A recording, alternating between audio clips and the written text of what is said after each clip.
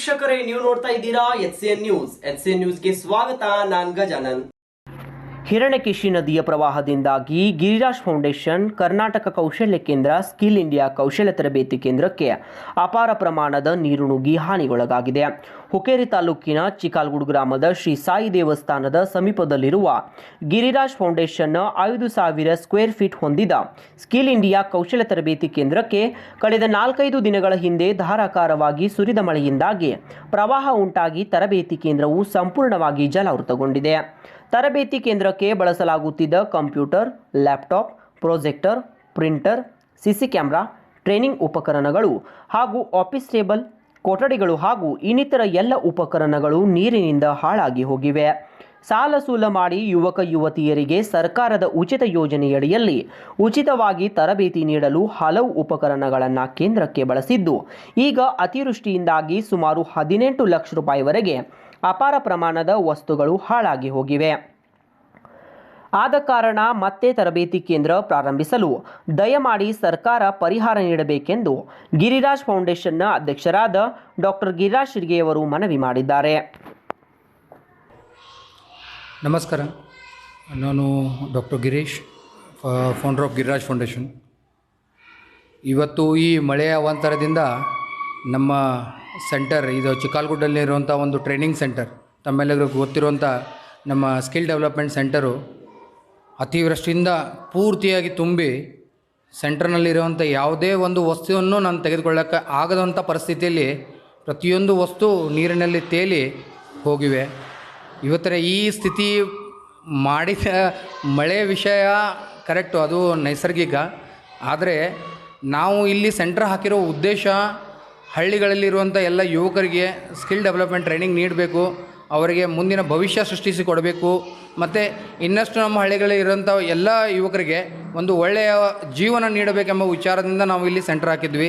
ಈ ಸೆಂಟರ್ನಲ್ಲಿ ನಾವು 3 ಜಾಬ್ ರೋಲ್ಸ್ ನಡೆಸ್ತಾ ಇದ್ವಿ. ಇಲ್ಲಿ ಹೋಟೆಲ್ ಮ್ಯಾನೇಜ್ಮೆಂಟು ಹಾಗೂ ಅಗ್ರಿಕಲ್ಚರು ಹಾಗೂ ಕಂಪ್ಯೂಟರ್ಗೆ ಸಂಬಂಧಪಟ್ಟಂಥ ಟ್ರೈನಿಂಗ್ ನಾವು ಕೊಡ್ತಾ ಇದ್ವಿ. ಅದಕ್ಕೆ ಸಂಬಂಧಪಟ್ಟ ಎಲ್ಲ ಇಕ್ವಿಪ್ಮೆಂಟ್ಸ್ಗಳು, ಕಂಪ್ಯೂಟರು ಒಂದು 20 ಕಂಪ್ಯೂಟರ್ಗಳಿದ್ವಿ, ಒಂದು 8 ಲ್ಯಾಪ್ಟಾಪ್ಸ್ ಇದ್ವು, ಮತ್ತು ಪ್ರತಿಯೊಂದು ಕ್ಲಾಸ್ ರೂಮಲ್ಲಿ ನಾವು ಡಿಜಿಟಲ್ಲಿ ಪ್ರೊಜೆಕ್ಟರ್ಸ್ ಯೂಸ್ ಮಾಡಿದ್ವಿ. CC ಕ್ಯಾಮ್ರಾಸು, ಎಲ್ಲ ಫೆಸಿಲಿಟಿಗಳು, ಅಂದರೆ ಗೌರ್ಮೆಂಟ್ ಕ್ರೈಟೀರಿಯಾ ಏನಿರುತ್ತೆ ಆ ಪ್ರಕಾರದಲ್ಲಿ ನಾವು ಸೆಂಟರ್ನ ರೆಡಿ ಮಾಡಿ ಇದನ್ನು QCIದಿಂದ ಸರ್ಟಿಫೈಡ್ ಕೂಡ ನಾವು ಮಾಡಿಸ್ಕೊಂಡಿದ್ವಿ. ಅಂದರೆ ಕ್ವಾಲಿಟಿ ಕೌನ್ಸಿಲ್ದಿಂದ ಸರ್ಟಿಫೈಡ್ ಎಲ್ಲ ವಸ್ತುಗಳು ಇದ್ರೇ ಸರ್ಟಿಫೈಡ್ ಆಗುತ್ತೆ. ಅಂಥ ಒಂದು ಸೆಂಟರ್ ನಾವು ಸೃಷ್ಟಿ ಮಾಡಿ ಹಳ್ಳಿಗಳಲ್ಲಿ ಪ್ರತಿಯೊಂದು ಯುವಕರಿಗೆ ಒಂದು ವಿದ್ಯಾಭ್ಯಾಸ ಕೊಡಬೇಕು, ಸ್ಕಿಲ್ ಡೆವಲಪ್ಮೆಂಟ್ ಕೊಡಬೇಕು, ಉದ್ಯೋಗಕ್ಕೆ ನೀಡಬೇಕು, ಅವರ ಸ್ವಂತ ಒಂದು ಮನೋಬಲ ಹೆಚ್ಚು ಮಾಡಬೇಕೆಂಬ ವಿಚಾರದಿಂದ ನಾವಿಲ್ಲಿ ಸೆಂಟರ್ ಹಾಕಿದ್ವಿ. ಆದರೆ ದುರಾದೃಷ್ಟವಶಾತ್ ಈ ಬಂದ ಒಂದು ಮಳೆಯಿಂದಾಗಿ ನಮ್ಮ ಸೆಂಟರ್ನಲ್ಲಿ ಪೂರ್ತಿ ನೀರು ತುಂಬ ಹೋಗಿಬಿಟ್ಟಿದೆ.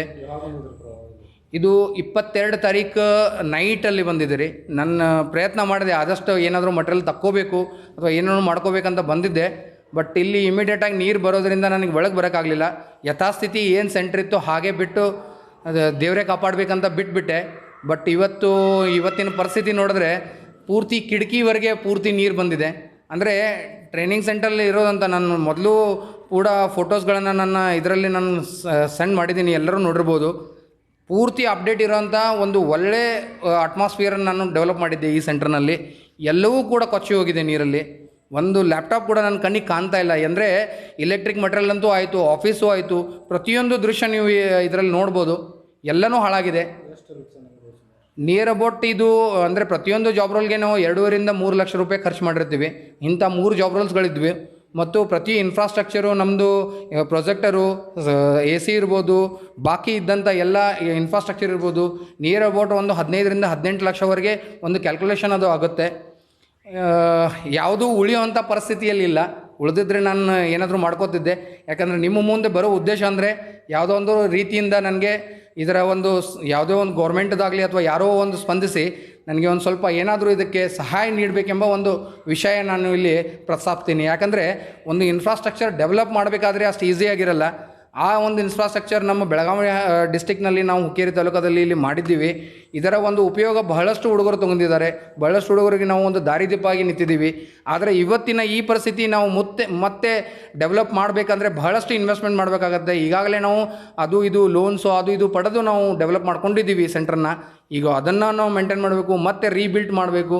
ರೀಬಿಲ್ಟ್ ಮಾಡಿ ಅಲ್ಲ ನಾವು ನಾರ್ಮಲಾಗಿ ಒಂದು 15 ಲೋನ್ ಮಾಡಿದ್ದೀವಿ. ಅಂದರೆ ನಮ್ಗೆ ಇನ್ನೂ 2 ಸೆಂಟ್ರ್ ಇದೆ ರೀ. ಅದು ಸೆಂಟ್ರು ಆಯಿತು, ಬಟ್ ಎಲ್ಲನೂ ಆಯ್ತಂತ ಈ ಸೆಂಟ್ರಿಗೆ ಹೆಚ್ಚಿನ ಒಂದು 15 lakhsವರೆಗೆ ನಾನು ಲೋನ್ ತೊಗೊಂಡಿದ್ದೆ. ಎಲ್ಲನೂ ಹಾಕಿ ನಾನು ಇನ್ವೆಸ್ಟ್ಮೆಂಟ್ ಮಾಡಿದ್ದೆ. ಆದರೆ ಈ ಒಂದು ಸ್ಥಿತಿ ಬರುತ್ತೆ ಅಂತ ಅನಿಸಿರಲಿಲ್ಲ ನನಗೆ. ಮುಂದೆ ನೋಡಬೇಕು ಸರ್ಕಾರ ಯಾವ ರೀತಿ ನನಗೆ ಸಹಾಯ ಮಾಡ್ಬೋದು, ಅಥವಾ ನನಗೇನಾದರೂ ಸಹಕಾರ ಕೊಟ್ಟರೆ ನಮ್ಮ ಇನ್ನೂ ಮುಂದಿನ ಏನು ಯುವಕರಿಗೆ ನಾವು ನೀಡಬೇಕಾಗಿರೋ ಉದ್ದೇಶ ಏನಿದೆ ಅದನ್ನು ನಾವು ಮುಂದೆ ನಡ್ಸ್ಕೊಂಡು ಹೋಗ್ತೀವಿ. ಯಾವುದೇ ಗಿವ್ ಅಪ್ ಇಲ್ಲ, ಬಟ್ ಆಗಿರೋವಂಥ ಪರಿಸ್ಥಿತಿ ನಿಮ್ಮ ಮುಂದೆ ತರೋಕ್ಕೆ ಇದು ಒಂದು ಹೇಳಬೇಕಾಗಿ ಅನಿಸಿದ್ದಂಥ ನನ್ನ ಅನಿಸಿಕೆ ನಾನು ನಿಮ್ಮ ಮುಂದೆ ತೊಡ್ಕೋತಾ ಇದ್ದೀನಿ. ಪರಿಹಾರ ಸರ್ಕಾರ ಏನಾದರೂ ಪರಿಹಾರ ಕೊಟ್ಟರೆ ಇನ್ನೊಂದು ಸ್ವಲ್ಪ ನನ್ನ ಆಗಿದಂಥ ಒಂದು ಹಾನಿಗೆ ಒಂದು ಸ್ವಲ್ಪ ಸ್ಪಂದಿಸಿದಾಗ ಆಗುತ್ತೆ. ಮತ್ತು ನಾನು ಯಾವುದೂ ಒಂದು ಪ್ರಾಫಿಟಾಗಿ ಒಂದು ಇದನ್ನು ಮಾಡೋಕ್ಕೋಗಿಲ್ಲ. ಪ್ರತಿಯೊಂದು ಕಮ್ಯುನಿಟಿಗೆ ಯೂಸ್ ಆಗಬೇಕು, ಯುವಕರಿಗೆ ಯೂಸ್ ಆಗಬೇಕು, ಮಹಿಳೆಯರಿಗೆ ಯೂಸ್ ಆಗಬೇಕು ಅನ್ನೋಂಥ ಪ್ರತಿಯೊಂದು ಪ್ರೋಗ್ರಾಮ್ ನಾನು ನೀಡಿದ್ದೀನಿ. ಪ್ರತಿಯೊಬ್ಬರು ನೋಡಿದ್ದಾರೆ. 4 ವರ್ಷ ಆಯ್ತು ಈ ಸಿಸ್ಟಮಲ್ಲಿ ನಾನು ಕೆಲಸ ಮಾಡ್ತಾ ಇರೋದು. ಮತ್ತು ಯಾವುದೇ ಒಂದು ಚುಕ್ಕೆ ಇಟ್ಕೊಳ್ಳದೆ ಕೆಲಸ ಮಾಡಿದ್ದೀನಿ, ಪ್ರಾಮಾಣಿಕವಾಗಿ ಕೆಲಸ ಮಾಡಿದ್ದೀನಿ. ಅದು ಎಲ್ಲರಿಗೂ ಗೊತ್ತು. ಸರ್ಕಾರ ಇದಕ್ಕೆ ಸ್ಪಂದಿಸಿ ದಯವಿಟ್ಟು ನನಗೇನಾದರೂ ಪರಿಹಾರ ನೀಡಬೇಕು ಮತ್ತು ನನಗೆ ಆಗದಂಥ ಏನು ನಷ್ಟವನ್ನು ಭರಿಸಿಕೊಡ್ಬೇಕಂತ ನಾನು ಕಳಕಳಿಯಿಂದ ವಿನಂತಿ ಮಾಡ್ತಾ ಇದ್ದೀನಿ. ಇಲ್ಲಿಗೆ ನಮ್ಮ ವಾರ್ತಾ ಪ್ರಸಾರ ಮುಕ್ತಾಯವಾಯಿತು. ಸ್ಥಳೀಯ ಸುದ್ದಿಗಳಿಗಾಗಿ ನೋಡ್ತಾ ಇರಿ HCN ನ್ಯೂಸ್.